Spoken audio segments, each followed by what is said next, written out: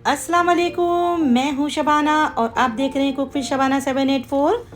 अगर आप अचार खाने के शौकीन हैं तो ये रेसिपी आपके लिए बिल्कुल परफेक्ट है, क्योंकि आज हम बनाएंगे अचार, वो भी सब्जियों का।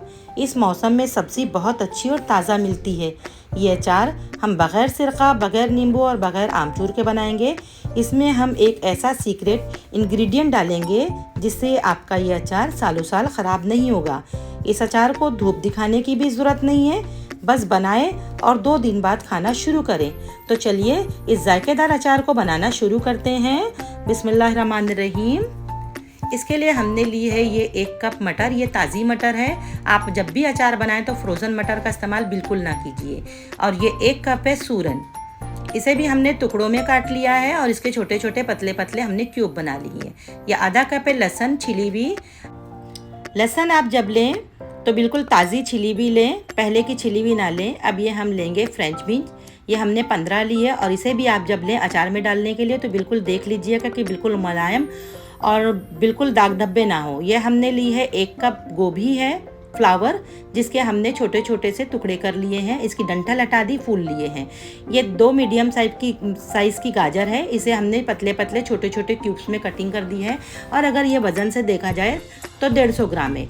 ये हमने एक बड़ी मूली ली है, इसके भी हमने क्यूब कट कर लिए हैं। और अगर ये वज़न से देखा जाए तो ये 250 ग्राम है। अब हमने एक कढ़ाई के अंदर पानी गर्म करने रखना है। पानी जब हमारा उबलने लग जाएगा तो हम इस पे रखेंगे छन्नी। ये मैं छन्नी रख रही हूँ। अगर आपके पास ये छन्नी हो तो बिल्कुल ठीक है, और अगर ना हो तो आप इसकी जगह पे आटे वाली छन्नी, या अगर आपके पास स्टीमर हो तो आप वो भी इस्तेमाल कर सकती हैं। इसमें हम डालेंगे गाजर, क्योंकि ये सब्जियाँ थोड़ी सी हार्ड होती हैं, तो हम इसे पकाएंगे नहीं, हमें इसे स्टीम करना है, जिसकी वजह से ये सॉफ्ट हो जाएंगे और हमारा अचार जायकेदार बनेगा। तो इसे हमें 10 मिनट के लिए स्टीम देना है और अच्छी तरीके से इसे हम चारों तरफ छन्नी के फैला लेंगे कि इस पर स्टीम अच्छी तरीके से। गाजर और मूली को हमने छन्नी के ऊपर खूब अच्छे से फैला लिया। अब इसे हम ढक देंगे और इसे 10 मिनट हम स्टीम देंगे। 5 मिनट हो गए हैं सब्जियों को पकते हुए। अब हम इसे चला लेंगे एक चम्मच की मदद से कि ये अलट पलट हो जाए और सब्ज़ी चारों तरफ से अच्छी तरफ से स्टीम से ये सॉफ्ट हो जाएं और नरम पड़ जाएं। क्योंकि हम इसे अचार में यूज़ करना है तो हम हाथ तो डाल नहीं सकते, इसलिए हमें इसे सॉफ्ट करना ज़रूरी है। तो देखिए हम इसे सॉफ्ट कर लेंगे और इसे फिर कवर कर देंगे 5 मिनट के लिए। 5 मिनट हो गए हैं। माशाल्लाह देखिए सब्ज़ी बहुत अच्छे से कुक हो गई है। देखिए गाजर भी इतनी अच्छी सॉफ्ट हुई है, साथ ही ये देखिए मूली भी बहुत अच्छे से सॉफ्ट हो गई है। देखिए आपको इसे पकाना नहीं है। कुछ लोग क्या करते हैं कि जब तेल गरम करते हैं तो उसी वक्त सब्जियां डाल के भी पका लेते हैं, तो वो बिल्कुल अचार नहीं लगता है, वो सब्ज़ी लगती है। और हमें इसे अचार बनाना है तो हम इसे स्टीम देंगे। अब हम इसे निकालते हैं एक बड़े से बर्तन में और इसे अच्छी तरीके से फैला देंगे कि इसकी थोड़ी सी स्टीम कम हो जाए, मतलब ये पकना कम हो जाए, ज़्यादा ना गले। अब हमने जो सूरन कट करके लिया था वो हम एक, आप चाहे पतीली ले लें या टिफ़िन ले लें, उसमें डालें 1 टीस्पून नमक और फिर थोड़ा सा पानी, और इसे हमें शेक करना है कम से कम 2 से 3 मिनट, या आप 30 सेकंड तो ज़रूर शेक करिए। देखिए उसमें से ये कितना सारा पानी ऐसा निकला है। ये जब हम इसे नहीं करते हैं ना तो हमारे गले में ये थोड़ी सी सूरन लगती है। अक्सर लोगों की शिकायत होती है कि सूरन गले में काटती है जब पकाओ। अरबी है ये है, तो इसके लिए हम अरबी को भी इसी तरह करते हैं। मैं तो इसी तरह करती हूँ। अब आपके घर में करते नहीं करते, लेकिन आप अगर ना करते हो तो आप इस तरह करिए।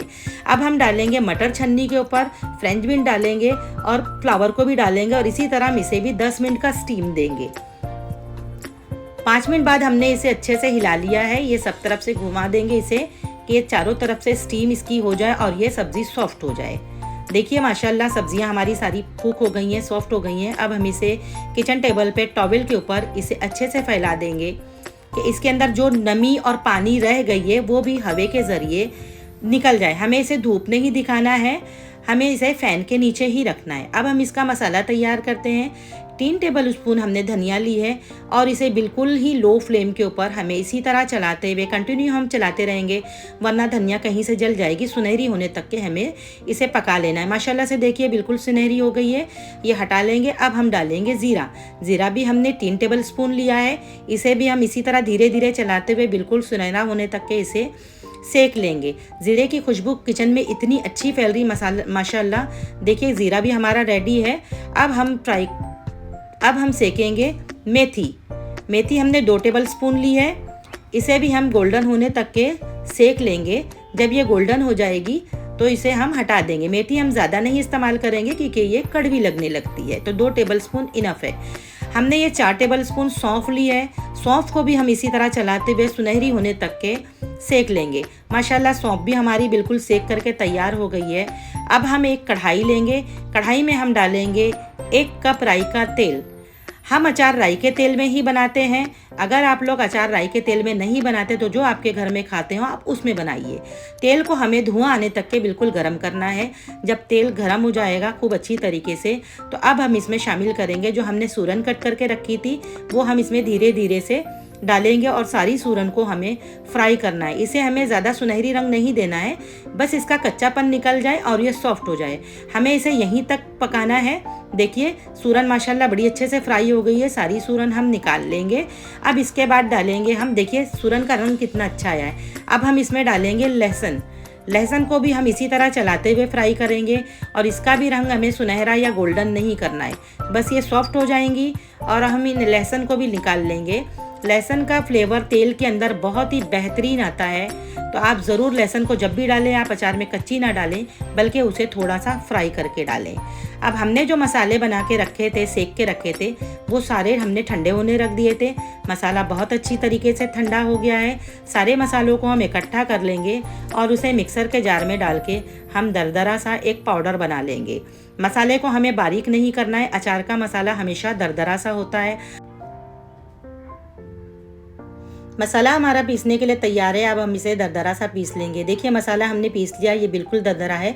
अब इसमें हम डालेंगे 1 टेबलस्पून हल्दी, 2 टेबलस्पून मिर्च हमारी कश्मीरी और 2 टेबलस्पून ही हम इसमें नमक लेंगे और इसे अच्छी तरीके से हम मिला लेंगे। अब जो तेल हमने गर्म करके थोड़ा सा ठंडा होने रखा था, तेल अभी हमारा थोड़ा सा ठंडा हुआ है, तो हम इसमें डाल दिए हींग से बड़ी अच्छी खुशबू आती है। ये फ्रेंच बीन्स की हमने डंडी ऊपर से काट लेंगे और इसे 1-1 इंच के टुकड़ों में हमें कट कर लेना है। सारी फ्रेंच बीन्स हम इसी तरह कट करके ले लेंगे।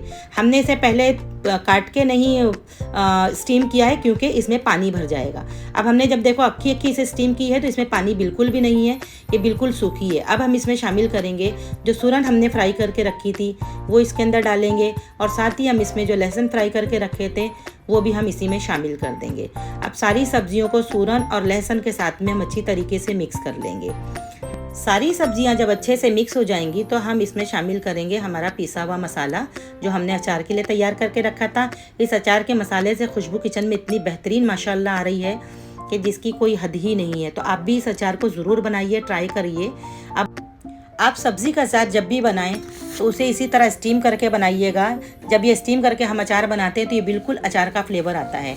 अब हम इसमें लेंगे, ये पीली राई की दाल है, इसे हम 1/3 कप लेंगे, ये भी इसी में हम मिला लेंगे। इससे राई दाल डालने से अचार का मज़ा दोबाला हो जाता है। तो देखिए हमने सारे मसालों को मिला लिया। अब जो 4 टेबलस्पून हमने सौंफ ली थी उसमें से हमने 1 टेबलस्पून बचा ली थी, उसे हमने नहीं पीसा था और इसमें हम ये खड़ी डालेंगे और इसी के साथ में हम लेंगे कलौंजी। कलौंजी को हम बिल्कुल नहीं सेकेंगे। सौंफ और कलौंजी को जब हम तेल के अंदर वो भीगती है और अचार के साथ जब वो खाने में आती है तो इसका जायका दोबाला हो जाता है। अब जो हमने तेल रखा था और मैंने आपसे कहा था कि एक सीक्रेट इंग्रेडिएंट्स हम डालेंगे जिसकी वजह से आपका अचार ख़राब नहीं होगा, तो ये एसिटिक एसिड है। ये बिल्कुल अचार के लिए बना होता है।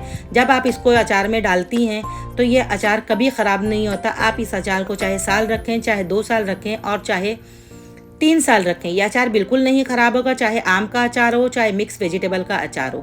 हम इसके अंदर एसिटिक एसिड 1 टीस्पून डालेंगे। अगर आप चाहें तो आप ज़्यादा भी डाल लें, इससे अचार में खटास भी आ जाती है और अचार ख़राब भी नहीं होता, फंगस नहीं लगता है। अब ये हम सारा तेल अचार के अंदर डाल देंगे, थोड़ा सा हम बचा लेंगे लास्ट में मिक्स करने के लिए। तेल के साथ हम अचार को बहुत अच्छे से मिक्स करेंगे कि एक एक टुकड़ों के अंदर तेल और मसाले खूब अच्छी तरीके से लिपट जाएं।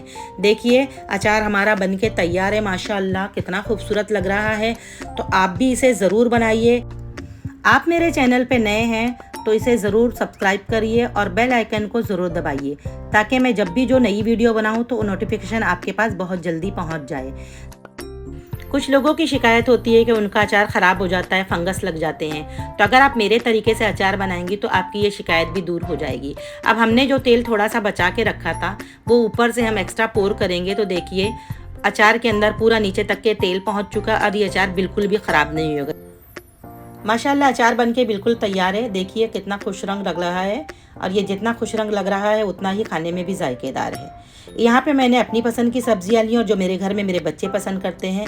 आप इस अचार में अपने घर में जो अपने बच्चों को जो पसंद हो, आप उनके पसंद की सब्जियां डाल करके अचार बना सकती हैं। देखिए अचार बिल्कुल खाने के लिए तैयार है। आप चाहे इसे अभी खाएं, चाहे 2 दिन बाद से खाएं, ये बिल्कुल भी ख़राब नहीं होगा। तो आप मेरे तरीके से एक बार ये अचार ज़रूर बनाएं, और अगर आपको मेरी रेसिपी अच्छी लगती है तो लाइक करें, शेयर करें, सब्सक्राइब करें। मिलते हैं अगली रेसिपी में। अल्लाह हाफिज़।